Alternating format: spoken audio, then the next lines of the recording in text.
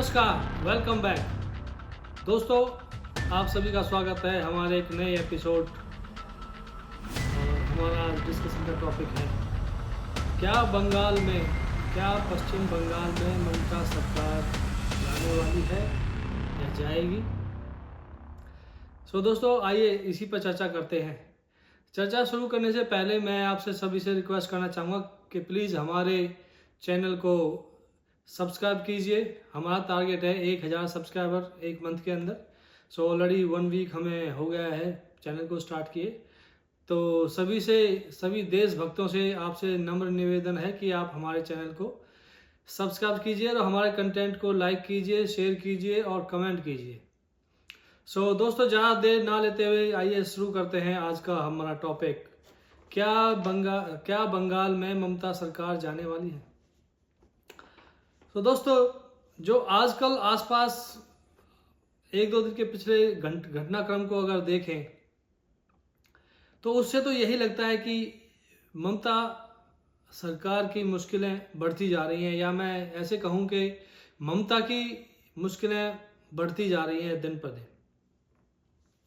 सबसे पहले तो जो सबसे बड़ी गले की फांस बनी हुई है वो है SIR। दोस्तों ममता सरकार की या ममता की जो गले की फांस बनी हुई है वो सबसे बड़ी एक जो एक्टिविटी हो रही है वो है SIR भारत के हर ऑलमोस्ट जिले और स्टेट हर प्रांत में चालू है और कई जगह तो हो भी चुकी है, कंप्लीटेड हो चुकी है। यूपी में हो गया है और अभी रिसेंटली पश्चिम बंगाल में चल रहा है।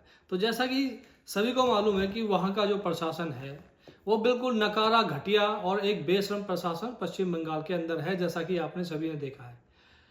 और मैं तो कहूँगा कि जो ममता बनर्जी है ना, ये एक राजनीतिक डायन है। जब तक ये 1-2 हज़ार लोगों का खून ना पी ले इसको तसल्ली नहीं आती है, इसका पेट नहीं भरता है। और ये तभी शांत जब तक 10-5 हज़ार को ना मरवा ले या दंगे ना करवा ले, 8-10 हिंदुओं की बलि ना चढ़ाई जाए, उनका खून ना पिया जाए, औरतें ना मारी जाए, बच्चे ना मारे जाएं, दंगे ना हों, इस डायन का पेट नहीं भरता ये जब तक चुपचाप नहीं बैठती है। और जैसे ये चीज हो जाती है, इसको खून मिल जाता है, तब फिर ये 5 साल के लिए चुप बैठ जाती है। ठीक है, तो वही ड्रामा इसका अब फिर से शुरू हो गया है। लेकिन इस ड्रामे को खत्म करने के लिए, हमेशा के लिए खत्म करने के लिए जो केंद्र सरकार है वो भी ठान के बैठी है और पूरी अपनी ताकत लगा रही है, अगर देखा जाए तो अदर सेंस में। क्योंकि राजनीति में देखो सब कुछ जायज है। राजनीति में हर एक अपने वर्चस्व की लड़ाई लड़ता है। ममता बनर्जी भी कम नहीं है। ममता बनर्जी भी पूरी लड़ाई अपनी वर्चस्व की लड़ रही है। वो हर कोई ऐसा हथकंडा अपना रही है जहां पर बीजेपी को फंसाया जाए, क्योंकि उनका जो सबसे बड़ा ओपोनेंट है वो बीजेपी ही है, जो पिछले 10 साल में बीजेपी TMC को एक चुनौती दे रही है, हर इलेक्शन में चुनौती दे रही है। और बीजेपी की चुनौती हर इलेक्शन में, जितने भी इलेक्शन आते हैं वो एक बढ़ चढ़कर उसको ताकत के साथ आ रही है। तो उससे धीरे धीरे ऐसा लगता है कि जैसे ममता बनर्जी का मनोबल टूटता जा रहा है, उसके जो वोटर्स हैं वो उससे दूर होते जा रहे हैं। राइट, तो जैसे कि उनकी ही पार्टी का हुमायूं कबीर, जो कभी उसका बहुत दुलारा था, उसको पार्टी से निकाल दिया क्योंकि वो थोड़ा बहुत पार्टी की लाइन से हटके चल रहे थे, या कुछ मतभेद पार्टी के अंदर उत्पन्न हुए, जैसा कि वो उस पर हुमायूं कबीर भी उन पर इल्जाम लगाते हैं कि वो मुसलमानों के हितों की अनदेखी कर रही है। पर कहानी कुछ और ही है। कहानी ये भी हो सकती है कि RG कार जो रेप केस हुआ था उसमें मोस्टली जो समुदाय से लोग, विशेष समुदाय से लोग आते थे, उनको बचाने में ममता बनर्जी ने उतनी तत्परता नहीं दिखाई या उतनी इंटरेस्ट नहीं लिया, या उनको बचाया तो था सही है, लेकिन हो सकता है कि वो अंदर खाने आँचना कहीं दूर तक चली गई है। तो इस चीज़ से भी ये परेशान थे। तो ये भाई साहब अलग जाके इन्होंने अपनी अलग पार्टी का अनाउंसमेंट कर दिया और मुर्शिदाबाद में सबसे बड़ा जो सुलगता मुद्दा उन्होंने उठा लिया कि भाई हम यहाँ पे वो बाबरी मस्जिद का निर्माण किया जाएगा। तो एक बात तो मैं आपको दर्शकों को बता देता हूँ कि देखो, बाबरी मस्जिद तो हिंदुस्तान में ना थी, ना है और ना रहेगी। ये कितने भी पंगे पड़ ले, ये ठीक है वोट बटोरने के लिए या पब्लिक को अपने सेंटीमेंट के साथ इकट्ठा करने के लिए ये सब काम कर लेंगे, कोई दिक्कत नहीं है, कर लेंगे। ठीक है, इन्होंने वहाँ दीवारें भी खड़ी कर दी हैं मस्जिद बनाने के लिए, कोई दिक्कत नहीं। देखिए, मस्जिद बनने से किसी को कोई दिक्कत नहीं है, लेकिन बाबर के नाम पे मस्जिद तो उससे शायद यहाँ देश के जो 80-90% लोग हैं उनको 100% इससे दिक्कत होगी। आप मस्जिद बनाइए, आप मस्जिद का नाम और किसी के अब्दुल कलाम के नाम पे रखिए, या कोई और हमारे कितने ही मुसलमान भाई देशभक्त रहे हैं, क्रांतिकारी रहे हैं और जो समाज सेवी रहे हैं, आप उनके नाम पे मस्जिद बनाइए या भगवान के नाम पे मस्जिद बनाइए। जो भी आपकी आस्था का केंद्र है उस पर आप मस्जिद बनाइए, कोई किसी को दिक्कत नहीं है। लेकिन एनीवे इसको ये मुद्दा हमारा नहीं है। मस्जिद हम आते हैं अगेन ममता बनर्जी की सरकार पे। सो कहने का मतलब है कि ममता बनर्जी की पार्टी जो टीएमसी में है भी कहीं ना कहीं तक अशांति की एक लहर दौड़ रही है धीरे धीरे, और उसी का कारण है कि हुमायूं कबीर भी अलग अलग चले गए। ऊपर से ओवैसी जी भाईजान वो आ गए हैदराबाद से, ठीक है, तो ओवैसी और हुमायूं कबीर वो दोनों एक साथ आ गए।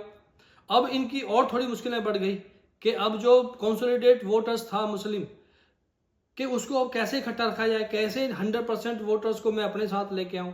तो ये तरह तरह के पैतरे अपना रही है। आज फिर इन्होंने एक बार वो बोल दिया कि खेला हो बे, खेला हो बे। अब मुझे तो ऐसा लगता है कि खेला जो है ना वो ममता बनर्जी के खिलाफ हो चुका है ऑलरेडी। ममता बनर्जी की सरकार आखिरी सांसें ले रही है, ठीक है। तो लेकिन जैसे मैंने कहा कि ममता बनर्जी आसानी से हार मानने वाली नहीं है। जब ज्योति बसु पावर में थे, जो लेफ्ट पार्टी थी, कम्युनिस्ट पार्टी थी, उनके जो मुख्यमंत्री थे ज्योति बसु, जिन्होंने आई थिंक 25-30 साल राज किया पश्चिम बंगाल पे और उसको नरक बना के रख दिया, और बाकी रही सही कसर ममता बनर्जी ने पूरी कर दी। तो जब ये उनके खिलाफ, जब केंद्र सरकार की राजनीति छूट के कांग्रेस से अलग हुई और उन्होंने टीएमसी बनाई, टीएमसी का ऐलान किया और ये स्थानीय राजनीति में चली गई, तो जब इन्होंने जब उनके खिलाफ प्रदर्शन करने शुरू किए और उनके अगेंस्ट राजनीतिक लड़ाई शुरू की, तो इसको कलकत्ता में ही जहाँ पे ये प्रदर्शन कर रही थी, उस जगह का मुझे तो नाम मालूम नहीं है, लेकिन जहाँ पे ये प्रदर्शन कर रही थी, आई थिंक जो मुख्यमंत्री आवास उसके सामने प्रदर्शन कर रही थी, वहाँ इसको इतने डंडे बजाए थे कि 18 फ्रैक्चर आए थे इसको, 18। तो ये बात तो मानने वाली है कि जुझारू नेता तो हैं कहीं तक, और लड़ाई तो पूरी लड़ेंगी ये। सो हुआ क्या है कि देखिए अभी जो समीकरण चेंज होते जा रहे हैं वो ये ऐसे चेंज होते जा रहे हैं कि एसआईआर एक बहुत बड़ी फांस इसके गले की बना हुआ है, गले की हड्डी बन गया है। अब तक जो एसआईआर में जो निकलकर आंकड़े इलेक्शन कमीशन ने दिए हैं वो करीब करीब देखिए 54 लाख कुछ हजार एक और 17,000 कुछ जो अनआइडेंटिफाइड वोटर्स हैं, तो उन्हीं को भी अगर कटा हुआ मान लें, 54 लाख कुछ हजार पहले ऑलरेडी कर चुके हैं, तो 54 + 17 करीब करीब 71 लाख वोटर्स जो है ना ऑलरेडी जा चुके हैं, और करीब करीब 1.25 करोड़ वोटर्स पे गाज पड़ने वाली है या गाज पड़ने की संभावना है, जो कि सस्पेक्ट हैं, जो कि अपनी नागरिकता का सबूत अभी तक नहीं दे चुके हैं। तो ऐसे 1.25 करोड़ वोटर जो हैं उन्हीं की सुनवाई के लिए जो सुप्रीम कोर्ट ने जो जजेज वहां पे भेजे थे, जो कमेटी वहां पे बनाकर भेजी थी जजों की, तो उनको वो जो जुडिशियल मजिस्ट्रेट, एक्चुअली उनको कहें जुडिशियल मजिस्ट्रेट जो वहाँ पे भेजे हुए हैं, जो ये सब सुनवाई कर रहे हैं कि भाई तुम अपनी नागरिकता के पेपर लेके आओ, हर आदमी को फिजिकली बुलाकर उनके सामने पेशी करके वो अपनी सबूत दे रहे हैं कि ठीक है जी मेरा नाम कट गया है, मेरा नाम ये है, ये देखो मेरे माँ बाप का नाम है, मेरे पिताजी का ये यहाँ पे नाम है, ये मैं यहाँ पैदा हुआ, उनका ये है। तो वो जो अपना पीछे का रिकॉर्ड दिखा रहे हैं, जो सेटिस्फाइड डॉक्यूमेंट्स और आर्ग्यूमेंट्स अगर मिल रहा है तो उनको उनका जो वोटर आईडी कार्ड है वो दे दिया जा रहा है। तो ये प्रक्रिया अभी चल रही है पूरे पश्चिम बंगाल में। अब कहानी जो है ना फंस रही है यहीं पर, जो 1.25 करोड़ वोटर है। अभी आपने पीछे देखा होगा, मीडिया में बहुत आया था कि पश्चिम बंगाल से जब एसआईआर शुरू हुआ था तो उस टाइम पे हर रोज हजारों की तादाद में बांग्लादेशी भाग रहे थे पश्चिम बंगाल छोड़कर। और सारा मुद्दा फंसता है सर यहीं पर कि जो बांग्लादेशी वोटर है वो अभी भी ना कुछ 1.25 करोड़ के करीब, लाख करोड़, 1.25 करोड़, और उनमें से ऐसे तो कुछ लाखों, 50 लाखों, तो हो सकता है करोड़ों भी हों ऐसे वोटर्स जो मूलतः बांग्लादेशी हैं, और वो लेकिन वो यहाँ के अभी नागरिक बन गए हैं। वो कैसे, वो मैं आपको बताता हूँ कि 1971 की जब वार हुई थी पाकिस्तान के साथ, जब ये पूर्वी पाकिस्तान कहलाता था, तो उस समय पे 2 से 3 करोड़ बांग्लादेशी जो हैं वो हमारे हिंदुस्तान के और पश्चिम बंगाल आसाम के बॉर्डर पे आ गए थे और भीतर खाने अंदर भी चले गए थे, जो कि आज की डेट में 54 लाख के करीब करीब आइडेंटिफाइड बांग्लादेशी आसाम के अंदर हैं, जिनको कांग्रेस ने कभी वापस नहीं भेजा आज तक। आइडेंटिफाइड है वो, ऑफिशियल बाई ऑफिशियल डेटा, ठीक है। उनको आज तक उन्होंने वहां से नहीं भेजा। तो अभी एनीवे वो अलग मुद्दा है, लेकिन ऐसे ही बहुत सारे करोड़ों वोट यहाँ पे भी होंगे जो 1971 से रह रहे हैं। तो कुछ तो वापस, जब वार खत्म हो गई थी, पश्चिम बंगाल जब ये बांग्लादेश बन गया था, तो वापस चले गए, लेकिन कुछ वहीं पे भी रह गए। तो ऐसे कुछ लोग होंगे जो आज की डेट में स्थायी नागरिक बन गए हैं, स्थानीय नागरिक बन गए हैं हिंदुस्तान के, ठीक है। उनको छोड़ दीजिए, वो स्थानीय नागरिक बन गए, वो प्रशासन जाने शासन जाने क्या करना है उनका। लेकिन जो गाइडलाइंस अभी सुप्रीम कोर्ट ने और जो इलेक्शन कमीशन ने जारी की हैं कि भाई ये गाइडलाइन के हिसाब से आपको अपने डॉक्यूमेंट्स देने होंगे और प्रूव करना पड़ेगा कि भाई आप हिंदुस्तान के नागरिक हैं या नहीं है, तभी आपको वोटर्स ID दिया जाएगा। तो पंगा यहीं फंस रहा है। अब इसी पंगे के तहत क्या हुआ कि 7 जुडिशल मजिस्ट्रेट मालदा के अंदर उनको अगवा कर लिया जाता है। उनसे डिमांड की जाती है कि भाई हमारे वोटर ID काट चुके हैं, हमारी वोटर वोट कर चुकी है, हमारे वोटर हमें वोट देने का अधिकार दिया जाए और हमारी वोटर ID दोबारा से रिलीज किया जाए। तो दोस्तों ये हिंदुस्तान है, यहाँ पे ऐसे कोई ये क्या कहते हैं कि कोई ऐसे ही खुला कोई बॉर्डर तो है नहीं, असलम तो है नहीं कि कोई भी आया और कोई भी घुस गया, ठीक है। तो भारत के भी कुछ कायदे कानून है और वो कायदे कानून सभी को फॉलो करने पड़ेंगे। लेकिन इन्होंने कौन से कायदे कानून के हिसाब से इन मजिस्ट्रेट्स को अगवा किया, सबसे बड़ी बात ये आती है। अब जब अगवा कर लिया तो आप देखिए कि स्थानीय प्रशासन बिल्कुल चुप, 5-6 घंटे हो गए इनको अगवा किए हुए, और लाखों की हजारों की भीड़ वहां पे उमड़ी हुई थी उनके। और वो मजिस्ट्रेट के साथ 3 औरतें भी शामिल थी, एक बच्चा भी 4-5 साल का शामिल था, 5 साल का बच्चा। और प्रशासन के कान पे जूं तक नहीं रहेंगी, ममता बनर्जी के कान पे जूं तक नहीं रहेंगी। अब आइए, अब जब वहां पे प्रशासन ने कुछ नहीं किया तो मामला बढ़ चढ़ के होम मिनिस्ट्री दिल्ली में आया, वहां से फिर सुप्रीम कोर्ट के पास गया। सुप्रीम कोर्ट जो हमारे CJI हैं सूर्यकांत जी, उनके पास पहुंचा, उन्होंने स्वयं इस चीज का संज्ञान लिया और वहां पे DM SP जो भी हैं, जो भी जिम्मेदार ऑफिसर हैं, उनसे बात की। उनसे बात करने के बाद उनको भरोसा दिया गया कि ठीक है, हम हम तुरंत एक्शन लेते हैं और जल्दी से इसको रिलीज करवाते हैं। उसके बावजूद भी 2 घंटे तक कुछ नहीं हुआ। उसके बाद उन्होंने और बड़े ऑफिशियल्स को फोन पे लिया, व्हाट्सएप कॉल पे ग्रुप कॉल किया, और तब वहां से जाके उन्होंने सख्त आदेश दिए, और तब जाके कुछ हाई कोर्ट के जो जज हैं पश्चिम बंगाल के, वो हरकत में आए, तब जाके वहां पे कुछ एक्शन हुआ। रात के 2-3 बजे उन मजिस्ट्रेट्स को वहां से छुड़ाया गया, ठीक है। और जब वो मजिस्ट्रेट छूट कर गाड़ियों में जाए थे, उनकी गाड़ियों पे पथराव किया गया। उनकी हिम्मत देखिए।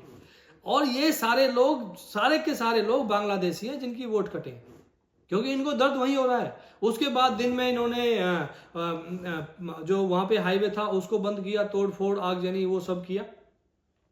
लेकिन दोस्तों इन सब चीजों से कुछ होने वाला नहीं है। जब ममता बनर्जी से पूछा गया है कि भाई तुम कुछ क्यों नहीं कर रही है, तो उन्होंने सिंपल बोल दिया कि मेरे हाथ में कुछ नहीं है, हमारे हाथ में कुछ नहीं है, हमारे हाथ में पावर नहीं है, इलेक्शन कमीशन से पूछो, पावर तो इलेक्शन कमीशन के पास है। उन्होंने ये बोल के पल्ला झाड़ दिया। लेकिन सारी कहानी देखो वहीं से शुरू होती है कि उनकी गले की हड्डी बन चुका है SIR, और उनको नजर आने लग गया है कि उनकी सरकार अब आखिरी सांसें गिन रही है। ऊपर से रही सही कसर अमित शाह ने पूरी कर दी। आज अमित शाह जी पश्चिम बंगाल पहुंचे, शुवेंदु अधिकारी का पर्चा भरवाया उन्होंने, जो नॉमिनेशन उन्होंने भवानीपुर से दाखिल किया। भवानीपुर जो इनका गृह स्थान भी है ममता बनर्जी का। तो अमित शाह ने और शुवेंदु अधिकारी ने डिसाइड किया कि वो वहीं से चुनाव लड़ेंगे जहां से ये क्या बोलते हैं ममता बनर्जी चुनाव लड़ेंगी।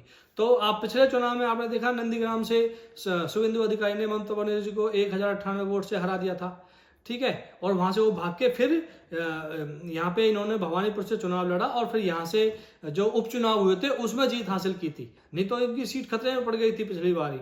तो अभी मुझे ऐसा लगता है कि यहाँ से भी, भवानीपुर से भी ममता बनर्जी को भागना पड़ेगा। और भागना क्यों पड़ेगा, मैं वो वैसे नहीं कह रहा हूँ, मैं कुछ तो आंकड़े आपको सामने पेश करना चाहूँगा। देखिए, जो भवानीपुर से ममता बनर्जी का जो जीतने का जो वोट प्रतिशत या वोट्स थी, वो करीब 98,000 के करीब कुछ वोट थी। ठीक है, मोटा मोटा 58,000 मान लीजिए। अब जो भवानीपुर में अब तक जो वोट कट चुके हैं वो करीब करीब कट चुके हैं 54 लाख के आसपास, सॉरी 54,000 के आसपास वोट वहां से कट चुके हैं। ठीक है, तो मतलब जो रह गया, आंकड़ा रह गया जो 4,000 का। अब इसमें 54,000 में ऐसा तो है नहीं कि भाई जितनी भी वोट कटी है भवानीपुर से उन सभी में वो इसी के वोटर होंगे, कुछ बीजेपी के वोटर भी होंगे, कुछ और पार्टियों के वोटर भी होंगे। अगर मोटा मोटी देखें 60% 60-40 का भी आंकड़ा है, क्योंकि वो वहां से अभी निर्वाचित हैं विधायक ममता बनर्जी, तो उनका प्रतिशत ज्यादा होगा, तो लेट्स से 60% उनका, तो 60% 54 का बनता करीब करीब 30-35,000 40,000 वोट, और 54,000 कट चुके हैं यहाँ पे। तो ठीक है, तो और इस बार जो बीजेपी अलग से भी एक्स्ट्रा पावर लगा रही है और पूरे जोश में भी है, तो उस वजह से भी उनका वोट प्रतिशत हर दिन पर दिन बढ़ता जा रहा है। अमित शाह जी ने रैली की है, अभी मोदी जी रैली ऑलरेडी कर चुके हैं, और भी सारे नेता वहां पे जाएंगे। सो धीरे धीरे हर दिन जो चुनावी माहौल है वो चेंज होता जाएगा।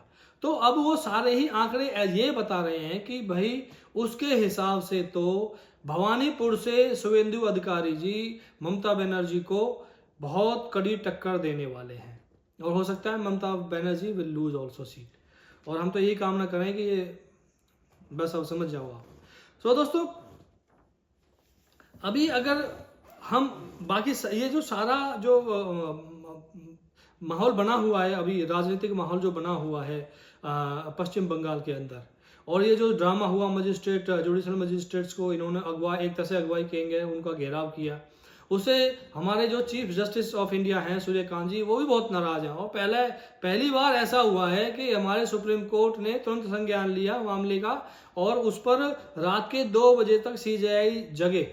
ये एक बहुत बड़ी बात है, सीजेआई रात के 2 बजे तक जगे एक किसी सार्थक मामले को लेके ठीक है, तो उन्होंने इस चीज को बड़े ही गहराई से देखा और बहुत क्लोजली मॉनिटर किया, और सुप्रीम कोर्ट इस चीज पे बहुत ज्यादा नाराज भी है।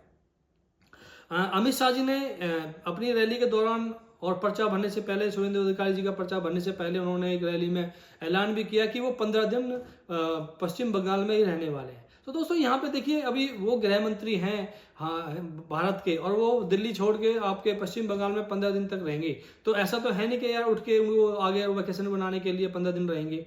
तो उसके पीछे कुछ ना कुछ मोदी जी का, अमित शाह का कुछ ना कुछ रणनीति जरूर है 15 दिन की। तो 15 दिन वो पश्चिम बंगाल में रहने वाले हैं, और मैं ये कहूंगा कि जहां पर अमित शाह अड़ जाता है, समझ लो कि वहां पे खूंटा गड़ जाएगा। वो मैं क्यों कह रहा हूं, वो मैं इसलिए कह रहा हूं, आप 2017 का यूपी का चुनाव याद कीजिए।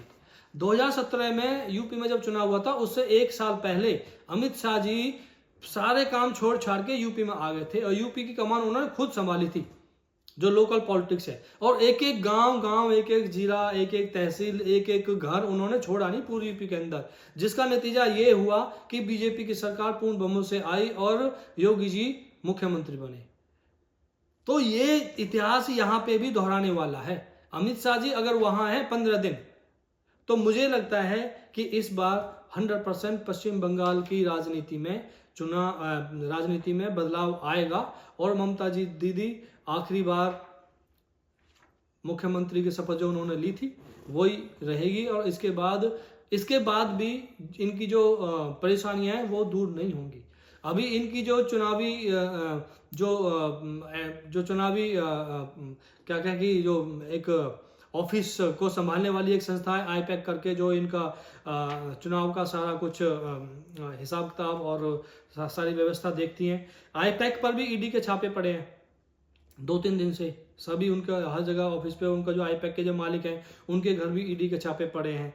ठीक है, और जो कि कोयला घोटाले से संबंधित है, क्योंकि उनका ईडी का आरोप है कि इन्होंने कोयला घोटाला करके जो पैसा आया था वो सारा पैसा इन्होंने अपने राजनीति फायदे के लिए राजनीति फायदे के लिए उसमें खर्चा किया। तो वो मामले को लेकर भी ईडी बहुत ज़्यादा सक्रिय है आज की डेट में पश्चिम बंगाल में। देखिए भवानीपुर एक अत्यंत महत्वपूर्ण सीट तो है ही है, लेकिन मैं भवानीपुर का आपको थोड़ा सा इतिहास बताऊं। 2011 से पहले 2011 तक भवानीपुर को कालीघाट के नाम से जाना जाता, और 2011 के बाद इसको कालीघाट से हटा के इसका नाम भवानीपुर रख दिया। लेकिन भवानीपुर महत्वपूर्ण इसलिए है क्योंकि ममता बनर्जी वहाँ से एमएलए बनी हुई हैं या विधायक हैं, और आज की डेट में ज़्यादा सुर्खियों में भवानीपुर है क्योंकि जो मेन घमासान जो पानीपत का जो मैदान बनने वाला है वो भवानीपुर ही बनने वाला है। तो मेरे हिसाब से तो दोस्तों देखिए, वीडियो कुछ ज़्यादा लंबा हो रहा है, अभी तो इसको जल्दी से समापन करते हैं। तो कहने का मतलब ये है कि हर चुनाव में प्री इलेक्शन जो वहाँ पे जो मारकाट और ये आगजनी, हिंसा, बलात्कार ये सब होता है, और पोस्ट पोल वायलेंस जो होता है, इस चीज़ को अगर देखें और ये एक ही बार नहीं है, ये हर चुनाव की बात है। इवन छोटे छोटे चुनाव में भी होता है। अगर ग्राम लेवल, ग्राम पंचायत लेवल पर जो चुनाव होते हैं उसके देख ले, वहाँ पे भी हिंसा होती है, प्री पोल, पोस्ट पोल। आप लोकसभा के हों, विधानसभा के इलेक्शन, कोई भी इलेक्शन हो, वहाँ पे हिंसा एक तरह से एक वो ना स्वाभाविक हो गया है कि सबको मालूम है कि भैया अब इलेक्शन आ रहे हैं तो अपने थोड़ा सा बच के रहो। तो ये कहानी बन गई है। लेकिन मेरे हिसाब से एक चीज़ और भी मुझे लगता है कि जैसा बहुत सारी चीज़ें मैं और अदर चैनल्स भी फॉलो करता हूँ, तो उस पर भी लोगों ने पश्चिम बंगाल के लोगों से राय लिया है, उनका इंटरव्यू जाके ले रहे हैं। तो उससे तो मुझे यही लगता है कि पश्चिम बंगाल की जनता भी अब जाग चुकी है, और वो इस चीज़ से बिल्कुल उकता गए हैं कि यार ये जो मार धाड़, खून खराबा जो होता है, इसको हमेशा के लिए बंद किया जाए, और यहाँ पे शासन में इस बदलाव लाया जाए इस बार पूर्ण रूप से। और इस बार पश्चिम बंगाल की जनता ने ठान लिया है कि इस बार पश्चिम बंगाल से ममता बनर्जी का सूपड़ा साफ होने वाला है, और बीजेपी शासन में आने वाली है। और इस बात की तो मैं गारंटी देता हूं भाई साहब, एक बार बीजेपी जीत कर आई ना, फिर तो कोई पार्टी हो, पश्चिम बंगाल को भूल जाओ, मुझे नहीं लगता। और ये बीजेपी ने कई राज्यों में कर दिखाया है, खासकर आप गुजरात देख लीजिए, हरियाणा सबसे बड़ा उदाहरण है, हरियाणा देख लीजिए, यूपी भी सबसे बड़ा उदाहरण है। यूपी का भी इतिहास रहा है, कभी वहाँ पे एक से ज़्यादा सरकार या 2 बार से ज़्यादा नहीं बनी है सरकार, और इस बार बता रहे हैं कि इस बार भी बीजेपी की सरकार यूपी में बनने जा रही है। मैं कोई बीजेपी का ऐसा वो नहीं हूँ कि भाई मैं उनका कोई प्रवक्ता हूँ, लेकिन मैं सारे आंकड़े वगैरह सब देख के आपको बता रहा हूँ। दोस्तों, इस चीज़ को मद्देनजर रखते हुए कि बीजेपी देखने वाली बात यह है कि बीजेपी इस बार चुनाव में कैसा प्रदर्शन करती है, क्या उनका प्रदर्शन ममता बनर्जी पर भारी पड़ता है या नहीं पड़ता है। इसी नोट के साथ आपसे विदा लेते हैं, और फिर मिलेंगे एक दूसरे वीडियो के साथ, एक नए टॉपिक के साथ। तब तक के लिए आपसे टाटा बाय बाय, बहुत बहुत धन्यवाद, जय हिंद।